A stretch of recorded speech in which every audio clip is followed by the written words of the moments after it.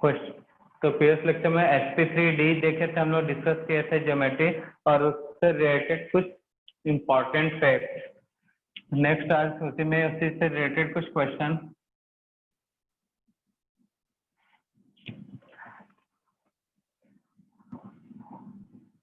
Find out the polar molecules, sorry compound कर लो। Find out the polar compound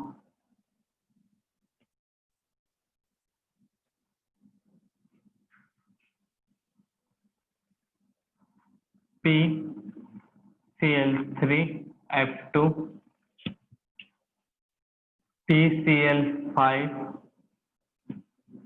PCl2F3। Sir question repeat करना। Find out the polar compound in given molecules. Find out the polar compound in given molecules. Cl2 and यहाँ पे B and C both। Solve करो। Formula B C option change किया ना, PF4Cl दोनों same हो गए थे इसलिए B और आंसर होगा यहाँ पे D। क्यों? Because in sp3d geometry electronegative atom locate on axial location. कहाँ पे होगा वो? एक्सियल। तो यहाँ पे इलेक्ट्रोनेगेटिव एटम कौन सा है? फ्लोरीन। एक्सियल पे, बाकी क्लोरीन। तो dipole moment mu equal to क्या होगा? 0। यहाँ पे मोल इलेक्ट्रोनेगेटिव एटम कौन सा है? फ्लोरीन। तो वो एक्सियल पे है। एक्सियल पे 2 ही लोकेशन है, तो अब अगला कहाँ होगा? कोई भी एक इक्वेटोरियल पे। तो यहाँ पे dipole moment not equal to 0। Then इसमें एक्सियल पे, एक्सियल तो 2 ही है, तो बाकी 2 कहाँ होंगे? इक्वेटोरियल पे। एक्सियल मतलब यहाँ पे भी म्यू नॉट इक्वल टू 0। तो आंसर होगा यहाँ पे D, B and C both. तो कल के थ्योरी से क्वेश्चन था भाई, तो समझ में आया ये क्वेश्चन? तो कल का थ्योरी याद रखे रहोगे तो ये सॉल्व होता। ठीक है ना? नोट कर लो जिनसे सॉल्व नहीं हुआ, इस तरह से एक्सप्लेनेशन देना इसका जल्दी से। तो location in benzene with respect to any group. तो बेंजीन का फॉर्मूला होता है C6H6। इसका स्ट्रक्चर है ये सिमिलर, इसके लिए होता है सिमिलर टू ये स्ट्रक्चर है CH और यहाँ पे भी क्या होगा? CH। कार्बन की वैलेंसी होता है कितना भैया? 4। तो 2 दिख रहा है सभी का, इसलिए अल्टरनेट में पाई बॉन्ड, या इसी को क्या बोला जाता है शॉर्ट में? मतलब एक्सप्रेस कैसे किया जाता है? इस तरह से एक हेक्सागोनल बनेगा, अल्टरनेट में डबल बॉन्ड, या फिर उस हेक्सागोनल के अंदर सर्कल फॉर्म में डॉटेड। इसका मतलब ये होता है ये जो पाई बॉन्ड है ये घूमते रहता है। ठीक है ना? घूमते रहता है मतलब ये पाई बॉन्ड यहाँ पे आ सकता है, ये बॉन्ड यहाँ पे आ सकता है, और ये, इसलिए यहाँ पे ये स्ट्रक्चर यूज होगा।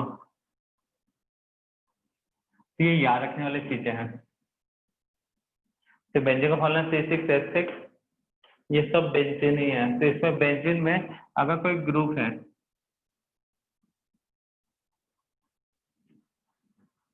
या फिर गोला भी बना सकते हैं बेंजीन के अंदर, ऐसा गोला, गोला मतलब अल्टरनेट में पाई बॉन्ड है। तो बेंजीन के ऊपर कोई ग्रुप है, तो ग्रुप के बाद इसको बोल लेता हूँ फर्स्ट ए टाइप का, इस लोकेशन को बोले तो इधर जाने पे B, इस साइड भी B। ये लोकेशन याद रखना है, ये C है तो ये भी लोकेशन क्या होगा? C, और ये D है तो ये D। याद रहेगा कि नहीं रहेगा? कोई बड़ा चीज बता दिया क्या हमने? बेंजीन से अटैच जो ग्रुप है, मतलब बेंजीन से अटैच जो ग्रुप है उस कार्बन को ए कार्बन बोल रहा हूँ, उससे आजू बाजू वाले को बी, नेक्स्ट आजू बाजू वाले को सी और लास्ट वाले को डी। क्लियर है सभी को? तो यहाँ पे यही लोकेशन को आपको याद रखना है।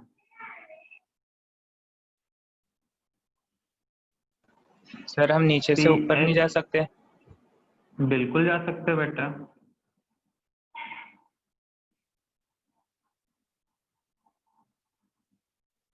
नीचे से ऊपर जाओ, ऊपर से नीचे आओ, कहीं से भी, राइट से या लेफ्ट से, सबसे वही चीज कहलाएगा लोकेशन, वही कहलाएगा जो भी बता रहे हैं।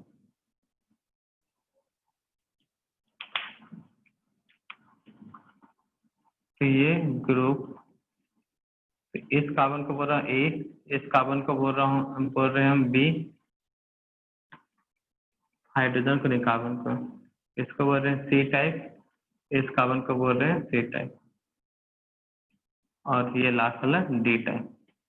तो लोकेशन ए, ये चीज याद रखना भाई। कई लोग बोलेंगे सर नहीं समझ रहा है, तो बेटा समझना नहीं है, इसको याद रखना है। लोकेशन ए, अब भैया कोई जगह है, तुम्हारे घर के पास कोई मोहल्ला है, तो उस मोहल्ले का नाम होगा ना, तो उस मोहल्ले का नाम याद रखोगे, उस मोहल्ले का नाम क्यों पड़ा वो समझोगे। तो लोकेशन ए, वैसे लोकेशन बी, लोकेशन सी और डी। क्योंकि जब भी केमिस्ट्री, जब बेंजीन और ऑर्गेनिक कंपाउंड के बारे में पढ़ोगे तो ये सब चीज मिलता है। तो बी वाले लोकेशन को बोलते हैं आर्थो लोकेशन, सी वाले को बोलते हैं मेटा, और डी वाले को बोलते हैं पैरा। पारा लिखते हैं, पैरा पढ़ते हैं। और ए वाले को बोलते हैं इप्सो, ए वाले को क्या बोलते हैं? इप्सो। नोट करो, तो ये एकदम इम्पोर्टेंट चीज है, ये याद रखना। Location A B C D, ipso, ortho, meta, para.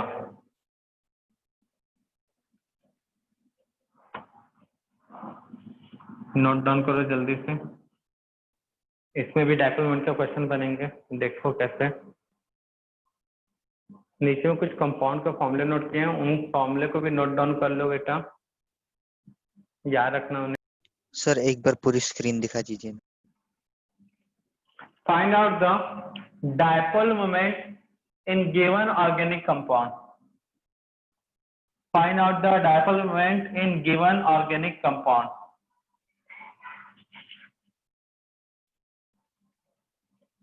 Given organic compound, ortho hydroxyphenol, ortho hydroxyphenol, second लिखा हुआ ऊपर, पैरा हाइड्रोक्सीफिनॉल,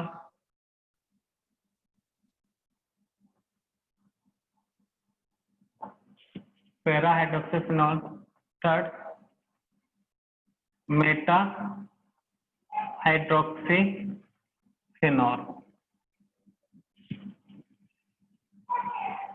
तो स्ट्रक्चर क्या है भाई ऑर्थो हाइड्रोक्सीफिनॉल का?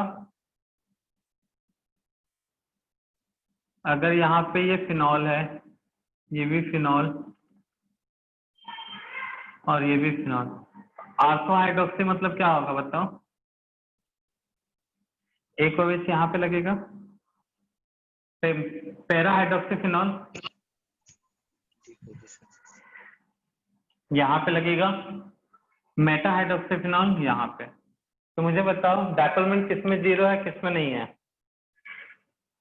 मोल इलेक्ट्रोनेगेटिव एटम ऑक्सीजन इधर पुल करेगा, यहाँ पे पुल करेगा, यहाँ पे एक ही साइड पुल करेगा और एक साइड यहाँ पे पुल करेगा, इधर और एक इधर। तो बताओ डायपोल मोमेंट किसमें 0 है? 2 में, not equal to 0, not equal to 0, second में मे बी इक्वल टू 0 भी हो सकता है एंड नॉट इक्वल टू 0 भी हो सकता है, दोनों। कोई मुझे बता सकता है? हाँ, क्योंकि ऑक्सीजन के लोन पेयर रहेंगे। ऑक्सीजन के स्ट्रक्चर के कारण एक काम करता हूँ, इस मेटा को यहाँ बना लेते हैं, थोड़ा सा एक्सेप्शनल है तो थोड़ा सा से क्लियर हो जाएगा। यहाँ पे नॉट इक्वल टू 0 और ये 13 वाले को इस साइड, ये ठीक रहेगा ना? क्यों होगा देख लेते हैं।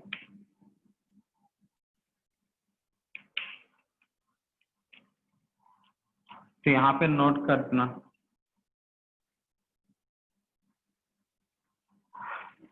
सब स्मॉल लेटर में होता है। Para hydroxy phenol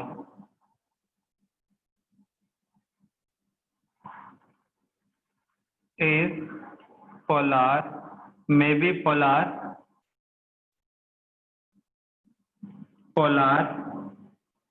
and non-polar। देखो इसको समझने के लिए, ऑक्सीजन पे हाइब्रिडेशन कितना, मुझे ये बताओ तो कौन सा हाइब्रिडेशन है ऑक्सीजन पे? ऑक्सीजन पे कौन सा हाइब्रिडेशन है बताओ जल्दी। OH लगा है ना, तो OH पे कौन सा हाइब्रिडेशन है?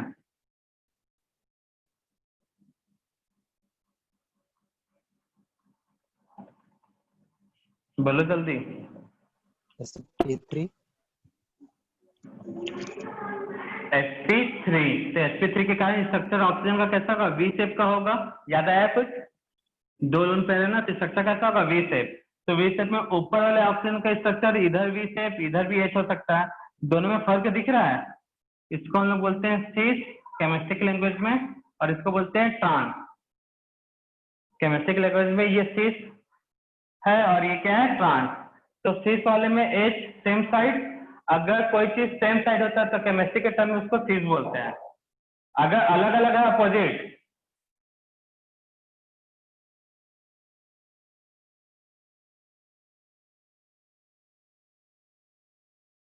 Hello sir. Sir hello sir.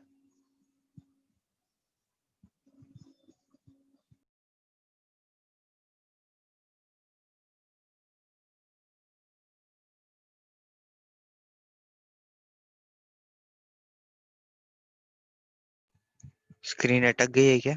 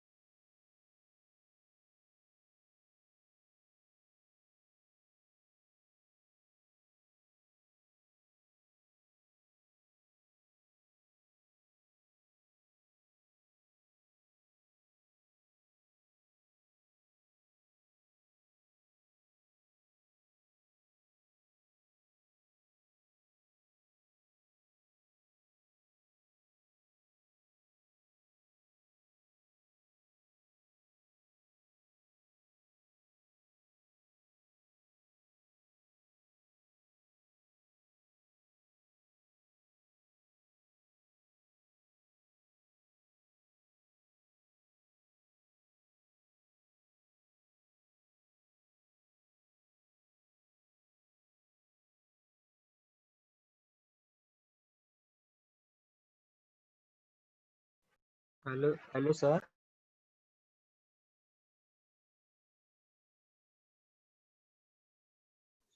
Sir meeting में नहीं है।